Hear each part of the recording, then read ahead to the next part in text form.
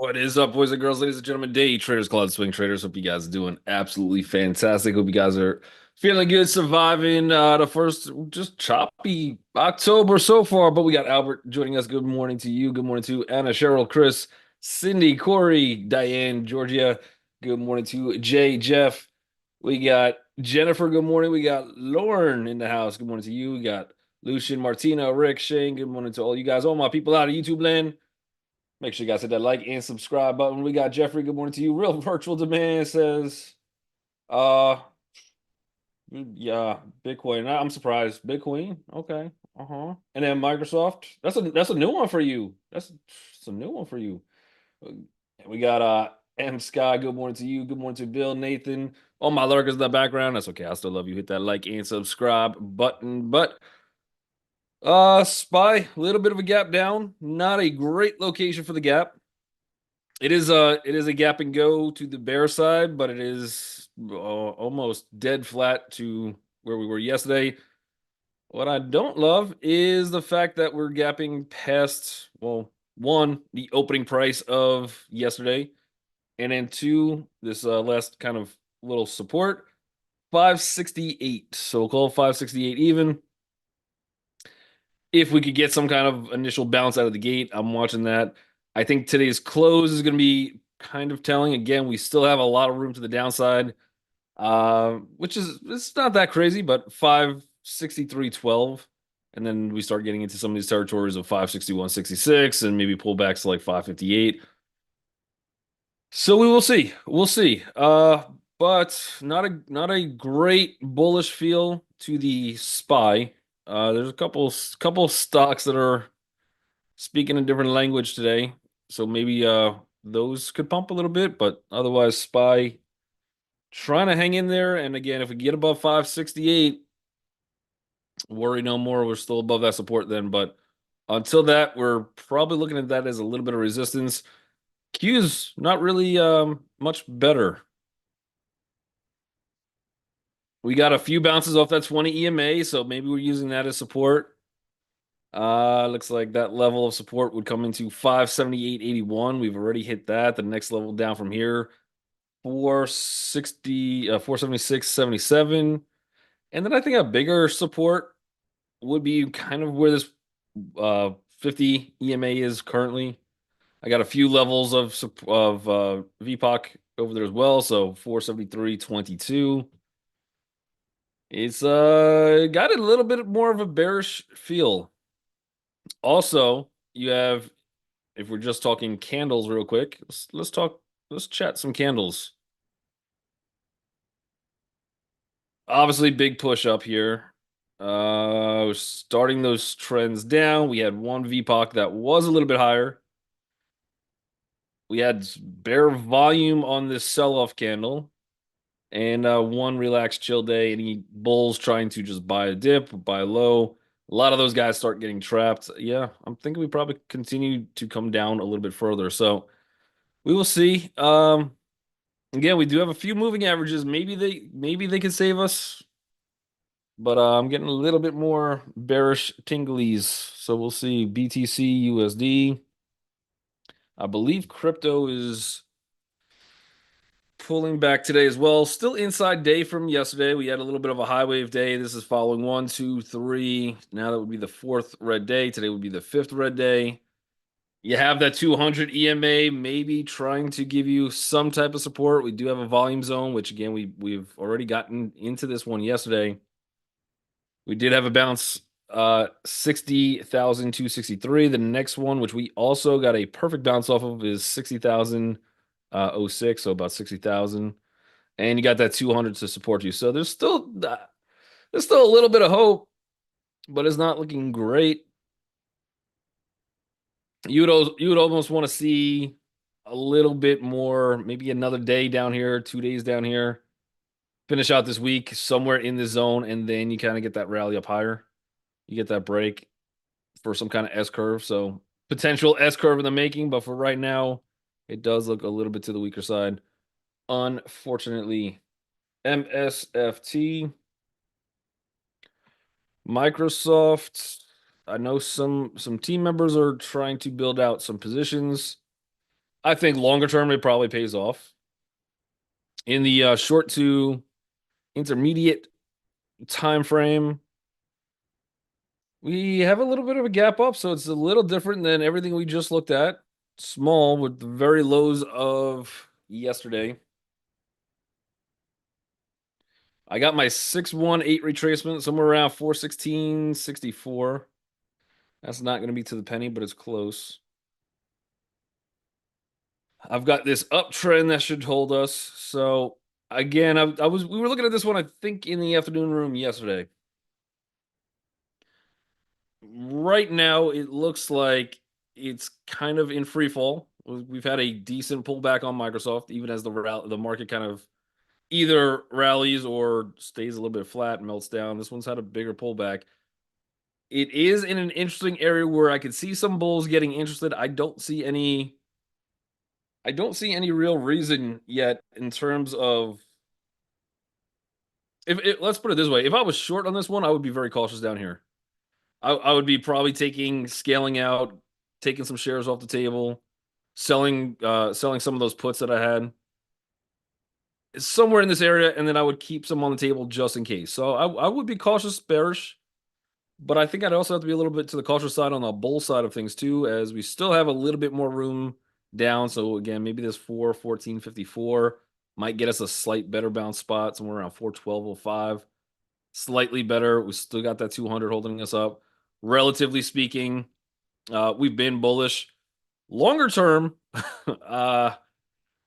when do they have earnings? The earnings are coming out soon. Earnings are October 22nd. So believe it or not, that will get here a lot quicker. The one thing on this one, in a longer term picture, and I'm not saying death to Microsoft, I'm not, but you have a pretty noticeable head and shoulders. And the question is, do they actually? I mean, the neckline is still really far away. That would take me all the way down here. We break, we come up, and then this happens. Maybe I've got volume here, nothing in between. So that would take me to like 373-ish in a longer term perspective. So interesting. It's very interesting. I don't have I all I have is caution for the Bears down here and a spot to look for the Bulls, but I don't have any indicator that we are bouncing quite yet. So even if I was short, I wouldn't be taking all my profits. Not quite yet. Hood, HOOD. Looks a little bit, I think, like the rest of the market. Nothing too crazy. When's their earnings? Man, we got earnings season right around the corner. We're in earnings season, but the big guys right around the corner, October 30th. Again, here's another one we really haven't. If we flip this to a weekly candle, we're just hanging out really. We haven't the last 2 weeks about the same. Notably though, and this week's not done. We have today and tomorrow. As of now, though, you do have a bearish engulfing candle on a weekly. We are below last week's opening price, so that's a little bit more to the bear side. Again, I don't have any edge whatsoever on this one in terms of day trades.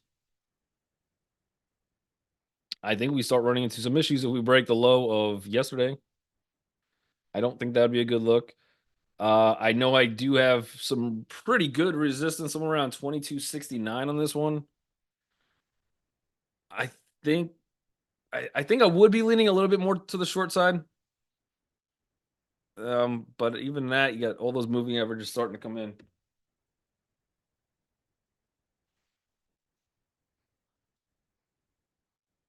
Double top looks great though. I mean, this candle had some volume on it. We did get a close below it inside day. I think if I had to trade this one, I think after that big move, double top into a good resistance, I'd probably be leaning to the short. I think I would have to, but it's just kind of hanging out for now. Uh, let's see. We got Tesla. Tessie. A little bit of a gap down again. Delivery numbers not great. That came in yesterday. That's where we got that big down move. Inside day as well. We got a great bounce off that 20 EMA. This one's probably going to be in the chop zone today. I think we get a little chop on this one. So I don't have any plays out of the gate on Tesla, but what I would be looking for is risk to reward. So if we get down to probably somewhere in this zone, the low of yesterday, I think that's roughly 240, 335-ish. We come down a little bit more. Could probably look for some kind of a potential bounce.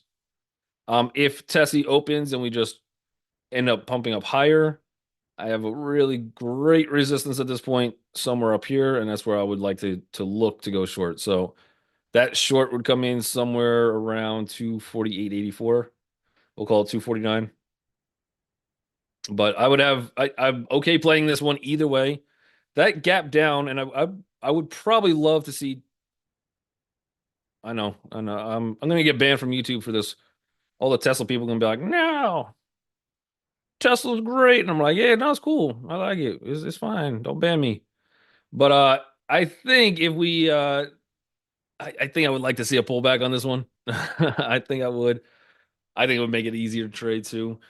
But also you have one, two, three, four, five, six, and almost seven, but definitely six. 6 days of volume, 6 days of buying. This kept going up and up and up. We only got one day down, not a major pullback. And now you got your VPOC closing all the way down here. I think this is almost setting up for a bear move. I think I'd prefer to go short on Tesla.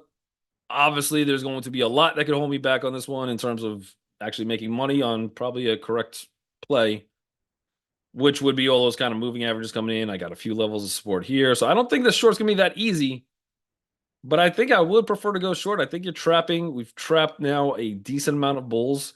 I think a pullback longer term into probably 230 would be a decent spot for some of those bulls to kind of reload. So that still gives us like $15 from here. If you catch it a little bit higher, that gives you almost $20 from here. But I kind of like this gap down, even though it's green, gapping down lower. I prefer to go short. And we'll see how that would like to play out. But yeah, I'd be in a little bit more to the short camp. Amazon shorts. And then Lucian wants CCL short. We got Amazon short there says Tesla 236 at the 200. Yeah, someone down into that 230 range. I think would be a healthy pullback. So the Bulls could hate me for a little bit, but I think I would prefer a little bit of a pullback. I think it's longer term, probably better. But you got Amazon. Yeah, to the short side on this one, I agree. This one looks short. We do have the 50 EMA, so that's the only most notable EMA kind of in a way from a successful short on this one. We've had a little bit of a downtrend. See if this one wants to retest first. I think maybe you could probably get a pop into like 183.97, where some people maybe just buying off that 50, and then we get that breakdown, but it looks pretty redonkulously short. So we get that one higher. Get that on the list up there.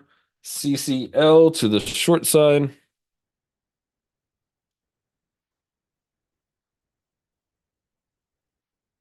Mm, I don't like this. The volume zone that we're just sitting at right now at open. That's going to be a tough one to break through. But it does look short. Looks like we could probably get a little pullback. Again, on this one, since we have that volume zone, see if we can short a little bit higher, $17.67. We are still inside day. I think that's 17.67 could hit. But yeah, if you get any kind of a bounce, the closer you get to that, I think you have at least better risk reward. Even if you're going the high of yesterday, 17.86 is a stop. So you give 20-cent stop, something like that. Targets, I'm not sure about. Targets 17.33 is my first one. And then if we get a little bit lower, it'll probably take us into the 1724 range. But definitely looks like it's pulling back a little bit. Wave count wise, I'm not a I don't think I'm a fan of. Depends on how we want to count these waves. From the initial reaction, I'm thinking this is some kind of a 1, 2, 3, 4. You kind of come up, you get a better double top, and then it comes down. But the only other way I could kind of recreate that wave count would be if this is a 1, this was a 2, this was a 3, this is a 4, and extended 5. Extended 5, you got a great looking double top up here. Maybe this is a little bit of a bigger pullback. But I don't know if I like this version of my wave count. I think I like the first one better. So we'll see, but it looks decent. I definitely wouldn't be looking bullish on it, not yet.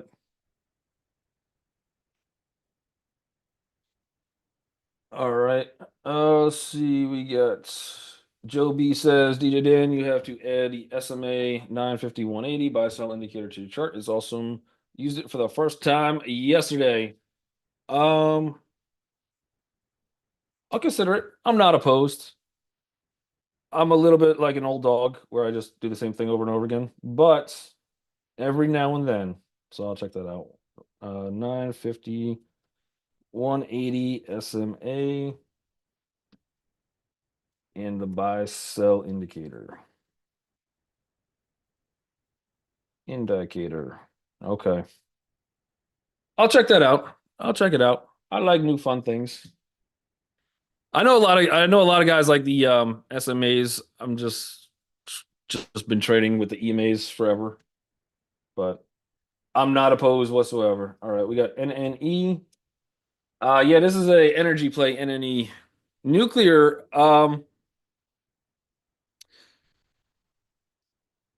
I think Google just put out something where they're coming out with bigger. They're trying to do more some of the nuclear plant things or run more on nuclear. So I think the nuclear energy is getting a little bit of boost. This is a great looking double bottom. I think I've traded this one. I don't know. Maybe I've never traded this one. I don't think I ever traded this one. Um, but it does look decent. I think it does look pretty decent. It looks like we are starting to get a bullish break. Energy sector starting to wake up, I think, a little bit. So we'll see. If you're trying to go long on this one, again, I don't know how the day trading is on it, but for swing, it looks absolutely phenomenal. I think you could probably get targets up to like 25.43. And look at the financials. Does not look like this company's been traded too long. So it looks like we debuted on May 8th of this year. I think there is a little bit of a push into nuclear. So probably not a bad stock for the long term. But again, just check their financials. Otherwise, if you're trying to get in even for a swing or probably more of a day, but day trade, I would be looking at like 1754, maybe a small little pullback as you have your initial resistance somewhere around 1927. And then you got 2282, I think would be your next stop after that. But it's got good momentum in it. Let's see if we could add that one. Is that already on my lists? No, not yet. Now it is. All right. We got a new one to the list. I like it. All right. We got the vids. The vids. We got Jensen talking yesterday in an interview saying that their main product, their most expensive product, their most powerful product has insane demand. Insane. That's positive. So you are getting a little reaction on Nvidia from that. I think we got did we pull back at all on this one or we just kept running? Uh Initial reaction, we pulled back slightly and we kind of just rallied up again. We are past that first initial after hours spot as well. We got a little bit of a retest gap technically from yesterday. That was kind of inside this candle still for the most part. First resistance on this one is 121.21. I don't mind going long on this one today, even though the market looks a little scary. But if we can get a pullback, see how that 120.42 support is. 120.36 maybe, but 120.42. somewhere around that zone. But I think a push into this 121.21, we probably face a little resistance. If we end up breaking out of there, there might be another opportunity to go long with final targets, getting us close to 123.97. An absolutely amazing day on them if we get through that and we run up to 125.61. But I would be leaning a little bit more bullish. We've consolidated for a while. We finally got, I think, pretty good news. I think that changes the sentiment on Nvidia for a little bit. Maybe that could help get us that breakout out of here. Jensen Huang was also done selling his shares, which I think prohibited us from going a little bit higher and just coming in and massive sell in the market. But I wouldn't go short, but I'd see if I could try to find a spot long on Nvidia MST.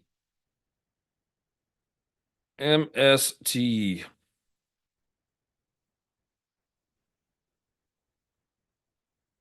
Mm, yeah, nice little gap up to all-time highs after a bullish momentum. I mean, who knows? I don't know. Jim Cramer might know, but I'm not him. What I would like to not do, and that's probably going to cause me to miss some moves, but is buy it here at open. Maybe if this one wants to come back into like 124, 125.45, I could probably entertain it long if it pulls back first. This is a retest gap at all-time highs after a crazy good bullish pop. But let me scan my business plan real quick. I can't. Yeah, no, can't take it. Can't take it unless we get a pullback for a day trade. But even for a swing, it's gone. It's gone without me. Here's another energy company, Constellation Energy, also gapping up to, I believe, an all-time high as well. So same thing, energy market booming, booming, lots of momentum. So we'll see what happens on this one. Again, you're gapping into all-time highs. Technically, you did have, well, pretty good gap, lots of volume coming in. There's definitely still strength on this one, but I'd have to wait until maybe 267.21 for that pullback. So not bad. Um, Nathan says, what indicator are you using for resistance? The one that I use the most is the VPOC. So in TradingView, if you type in session volume profile, it should come up for you. But yeah, otherwise we'll see. Nobody's talking about China. Nobody wants to talk about China. China's got a deep pullback. Deep pullback. Uh Pretty decent gap down. I would like to see if this one actually could get bought up on Baba. This is 111.96. Not to go long, not yet, but probably looking for a short. Otherwise, you have your target into, or support probably comes in somewhere around 108.26. I think the Baidu one, was it Baidu K-Web, I think. K-Web looks interesting. Obviously, we've had a crazy pop, and I'm not saying this move is over. I don't think it is. I think we go higher. And I think when we pull back, there's going to be spots to buy. But depending on how this candle closes, this could be a one candle island reversal, or AKA abandoned baby. So if we never come up, we never fill this gap, or we never come in, we close this candle today. That's going to be just that one candle left out there. There's a lot of volume on it. That could be a sign for some kind of reversal in the Chinese market. But to the downside, I'm looking for some kind of support around 35.85. And then we do have all these gap fills down here as well. So I'm going to start seeing if we can get a little bit of a pullback in some of these Chinese names. But again, if we could get a bounce and it bounces off this 35.85, 36 zone, we end up coming in, retesting. We close this gap up for today. Abandoned babies off the table. And who knows, maybe we would just continue the rally. But I do think China markets, I think anything international has been depressed for like, and again, K-Web is the ETF for the Chinese internet stocks. But anything China related, anything international related, I mean, we've been just, as the US market has been going crazy, they've been going down to flat, right? They really have not moved. I think there's a lot of room for some of these things to catch up. And I think this is just the initial breakout, but that doesn't mean I think it's got potential to go a lot higher, but it doesn't mean it's not going to be a wild ride. So I'm not saying go all in, everything Chinese, going everything international, because you could get clobbered. Like these pullbacks can be pretty severe, but on some of those big severe pullbacks, I think there would be some really good buying opportunities.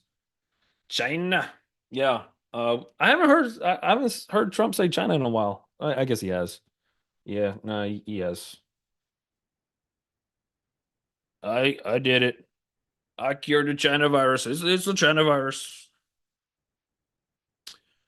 It was me. I told you. EVGO. Is there a gap on this one? Oh, there is. I had to adjust the screen. 26% short float. First stop of resistance, $5.18. Otherwise, 26% short float can get you some pretty coins. That could fill up your coin satchel. That is a big gap though.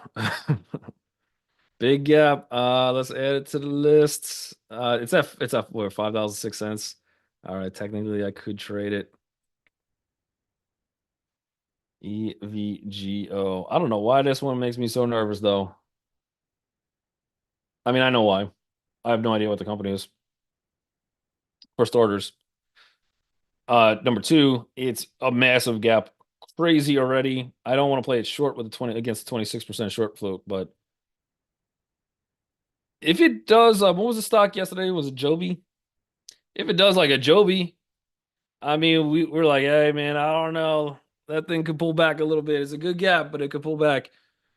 And I wasn't watching around there, but that was a perfect retrace all the way back into the volume and then just took off. If we were patient, we watched that thing. Oh, we would have had a good day on that one, but I didn't watch it. So EVGO, maybe I'll watch it today. We'll see.